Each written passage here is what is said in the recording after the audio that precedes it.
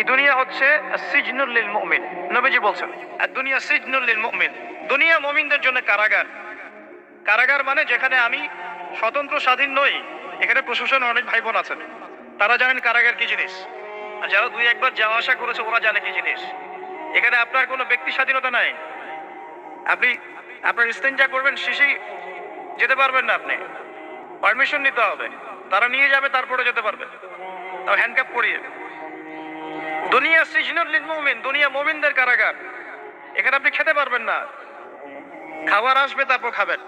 ঘুমাতে পারবেন না, যখন ঘুমানোর আদেশ দিবে তখন ঘুমাতে পারবেন। তাও কতক্ষণ ঘুমাবেন তাও ফিক্স করা।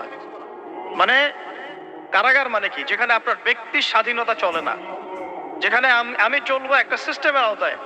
এখন নবীজি বলছেন দুনিয়াটাই হচ্ছে কারাগার।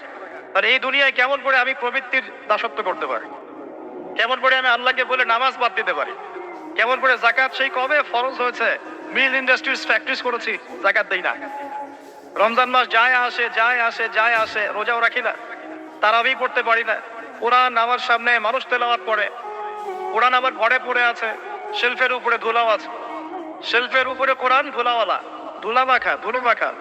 কোরআন পড়ার তৌফিক হয় না, নবীর হাদিসগুলো চর্চা করার তৌফিক হচ্ছে না, ইসলামিক বইপত্র পড়তে পারি না।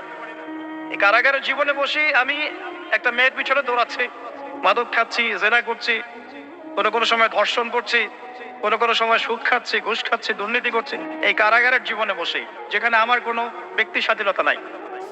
তাহলে কারাগারের জীবনের মেয়াদ যখন শেষ হবে, যখন তাকে এখান থেকে বের করে নিয়ে আসা হবে, অর্থাৎ মৃত্যু, তখন তার সাথে কিরকম রিমান্ডে আচরণ করা হবে এটা ভালো করে বুঝে না।